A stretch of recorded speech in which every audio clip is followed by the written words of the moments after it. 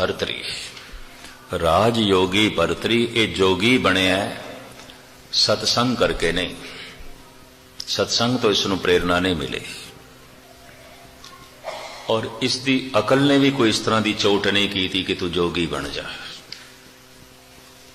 नहीं, दुनिया ने चोट कर दी, परिवार तो चोट खा गया, पत्नी तो चोट खा गया, अपनी स्त्री तो चोट खा गया।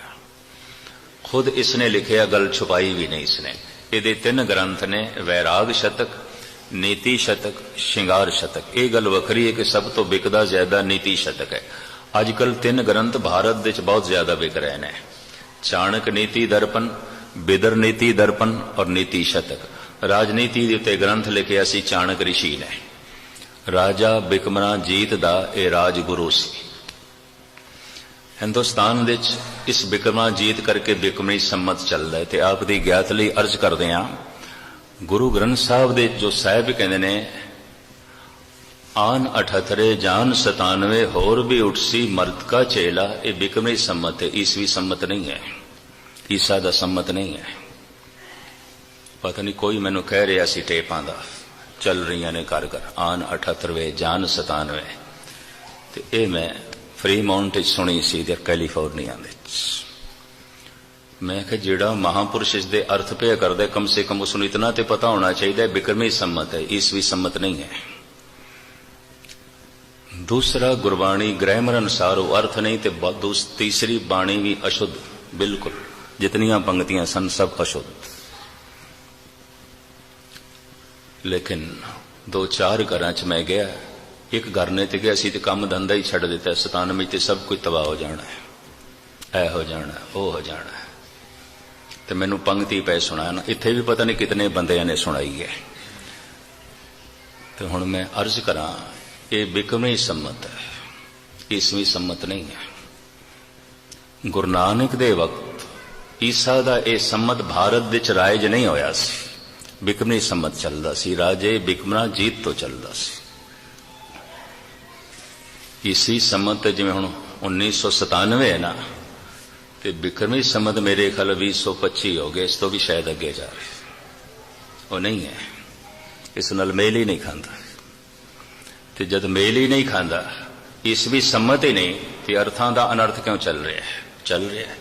अंधी रईयत ज्ञान विहोणी, पाए भरे मुरदार। गुरु नानक देव जी महाराज कह रहे, दुनिया अज्ञानी ना समझ, अंधी रईयत ज्ञान विहोणी, पाए भरे मुरदार।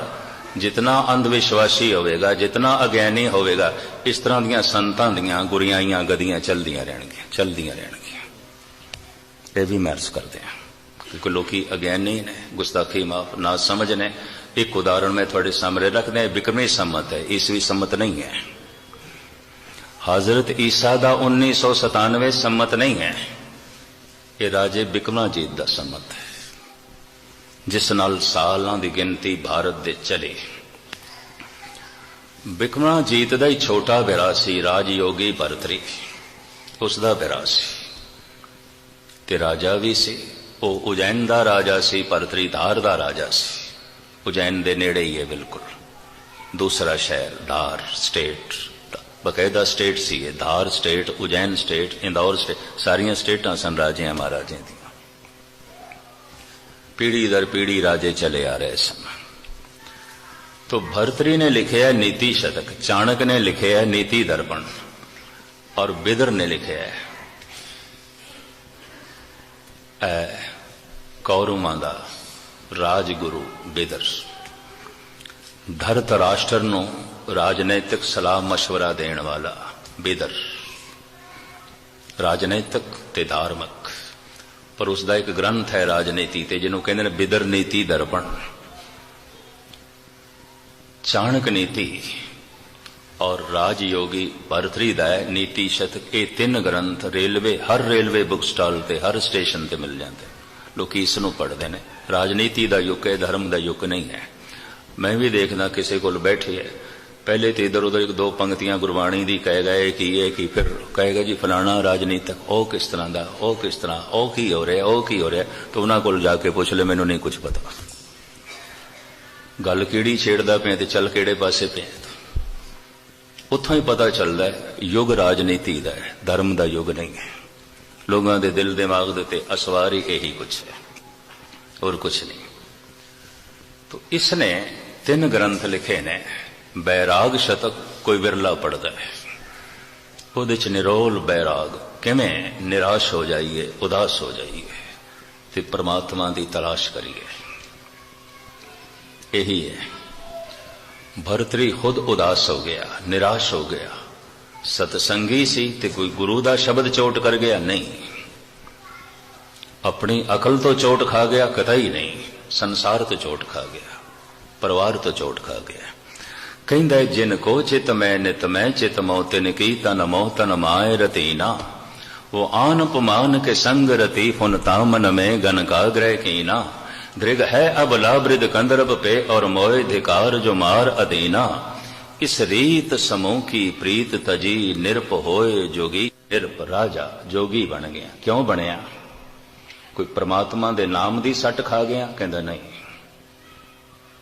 कोई सतसंग दे किसी महापुरुष का बोल चोट कर गया? नहीं। क्या मैनू मेरी अकल ने कोई तीर मारे? नहीं। कहंदा घरों चोट खा गया, घर वाली तो चोट खा गया। जिनको चित मैं नित मैं चित मोह तिन की तन मोह तन माए रतीना। जिसनों मैं अपने चित दे हमेशा रखिया, मेरे चित ने जिसनों हमेशा याद किया। बड़े भी परबल मेरी याद का हिस्सा बनी हुई राणी पिंगला। कहंदा मैं खुद हैरान, मेरी यादां च होई, मेरी सोचनी च होई, मेरे विचारां च होई।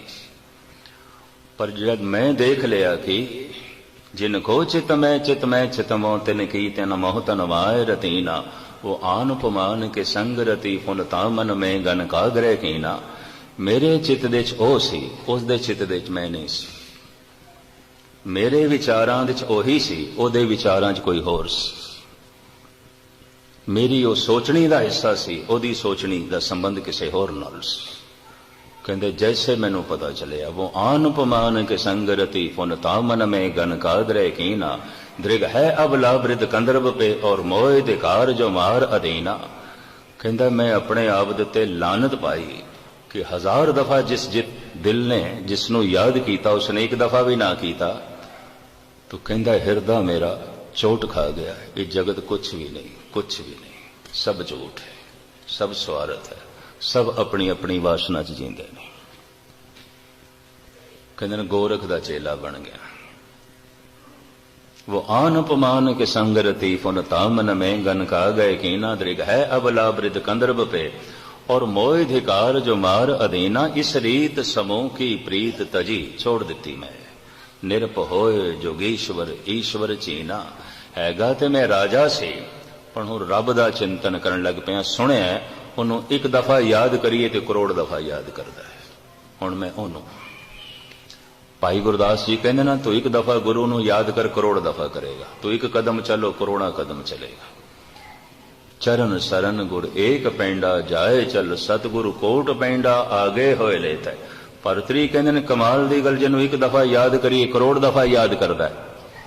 तो जिसनों मैं करोड़ दफा याद किया एक दफा भी नहीं, वो चित दे च मैं नहीं। मैं की करा इस तरह की दुनिया चोट खा गया। गल बहुत महसूस हो गई, जज्बाती सी, चोट खा गया। दुनिया तो चोट खा के भी कई संत बने ने, महापुरुष बने ने। अपनी अकल तो चोट खा के भी बने ने, जैसे महात्मा बुद्ध। और कोई चोट नहीं लगी, अपनी अकल तो चोट लग गई। मुर्दा देख के, बुढ़ा देख के, बीमार देख के अकल चोट कर गई। जिंदगी कुछ भी नहीं, कुछ भी नहीं, कुछ भी नहीं।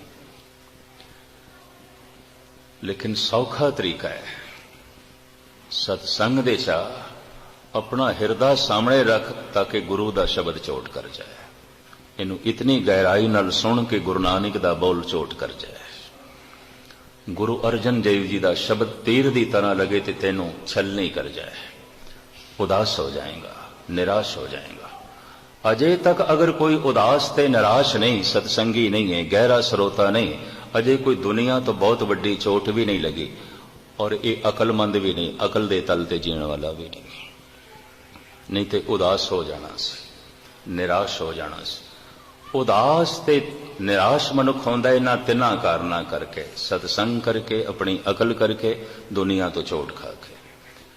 पर उदास ते निराश मनुख तलाश भी तीन तरह की करता है, अलग अलग। ये जो अलग अलग तलाश है, गुरबाणी इसका जिवें निखेड़ा कर दी है, मैं कल थोड़े सामने रखांगा क्योंकि समा हो गया। मैं होर ना इत्थे थानू लेट करा तो खुद लेट होवां क्योंकि अगे पहुंचना है। इस वक्त इतनियां विचारां प्रवान करनियां, कल फिर मैं थोड़े चरण परसांगा।